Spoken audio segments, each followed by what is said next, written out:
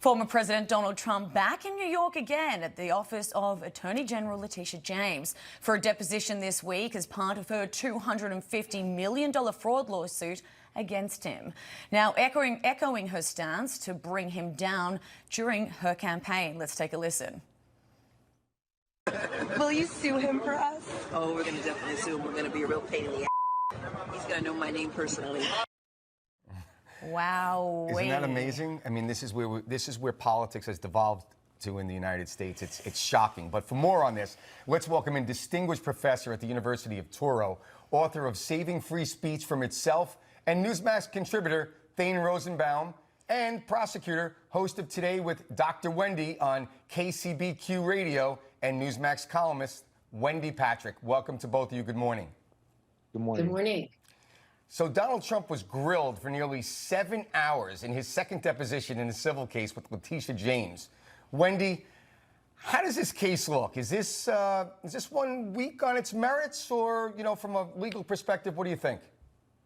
I'm just glad that Donald Trump finally found his voice. The merits of this case is very different than many of the other challenges he faces legally. This is basically a case about money, about assets, about valuation. Those are topics Donald Trump knows a lot about. It was only the criminal case in Manhattan that was unusual for him. He'd never shown up in court to plead not guilty. In fact, the last time he'd been in that courthouse was when he reported for jury duty in 2015, if you can believe that. But he's really in a comfortable place with Letitia James in terms of him knowing a lot about the subject matter. And I'm glad he spoke up, because everyone predicted, oh, he's just going to take the fifth. He didn't, and that may be a harbinger for his assertiveness and proactivity in times to come on this case. Yes, his lawyer actually did say that he plans on testifying, and he's really actually excited to be able to do so. But I want to move on to another case that he has in New York with Manhattan District Attorney Alvin Bragg. Alvin Bragg is now suing Congressman Jim Jordan over his inquiry into that 34 felony Trump case, which this is a doozy. What are your thoughts on this, Thane? Well, Sarah, it's an interesting case, but the idea here has little to do with separation of powers. Bragg is saying, I have the right to bring the criminal prosecution without interference from members of Congress. And I'm a state prosecutor, and you're a federal legislature. Back off, let me do my job. But I think there's an argument to be made that there are two things. One is some of the funds that were used to investigate Donald Trump were federal funds. And more importantly, remember, this case hinges on felony.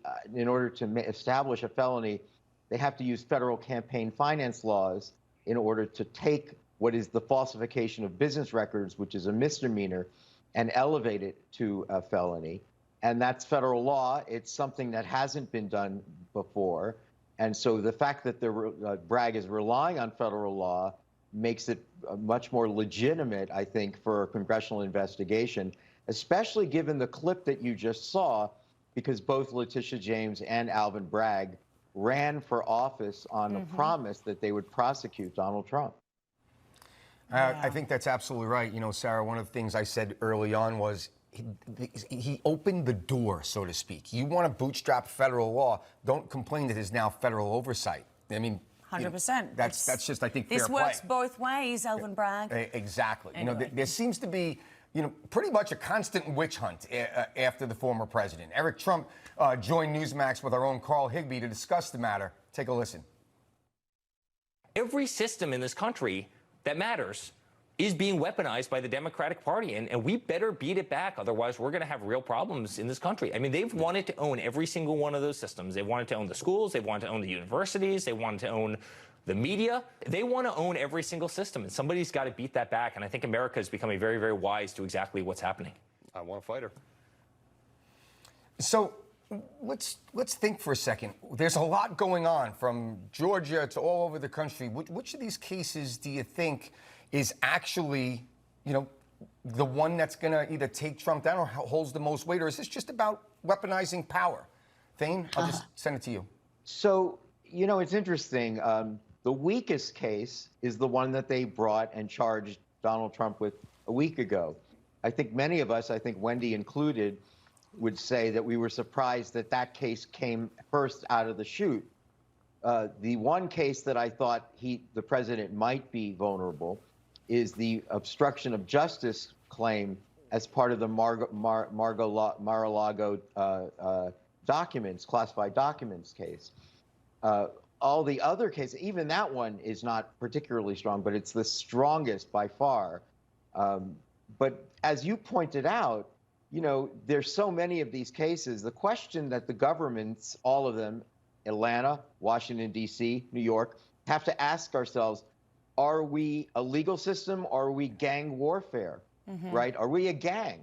And what's the gang? The gang is that Donald Trump is going to be in New York one day in a courtroom, and then in another New York courtroom for the Attorney General, and then the Atlanta criminal courtroom, and federal courtrooms in December in Washington, D.C. Is that what the next year is going to look like? How is Donald Trump's base going to respond to that? Because clearly, you know, at that point, his base is going to be galvanized that it's beyond an example of selective prosecution. Well, unfortunately, I'm so sorry, Wendy. I had a question all teed up for you. I think Sarah was going to ask you, but we're sorry we ran out of time. Thank you, Thane. Thank you, Wendy. Wendy, we'll get you back next time. Thank you.